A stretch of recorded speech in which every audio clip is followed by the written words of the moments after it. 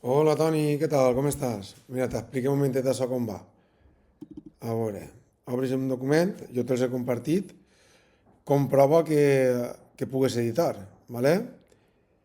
Així simplement Eric, pues l'avalues de l'1 al 10, ¿vale?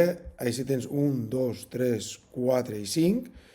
L'1, progressos motrius a les situacions d'aprenentatge treballades. 2, interès i esforç per millorar el seu procés d'aprenentatge. 3. Gestió de conflictes i regulació emocional. 4. Pues lo que fica ahí. 5. El tema de la bolseta. I avalues pues, de l'1 al 10, més o menys el que tu cregues, en el que tu tingues algo orientatiu, que no és que m'ho fiques super perfilat, ¿vale? Pues, no sé, el que tu veges, ¿vale?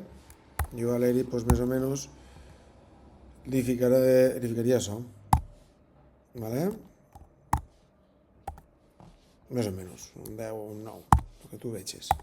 ¿Vale? Ja te dic algo orientatiu, que no és que siga que no tingues que justificar en criteris, en coses que has observat i t'has apuntat. És que així me faig una mitja i sé quins punts i en el que tens tu i el que tinc jo pues puc avaluar, ¿vale?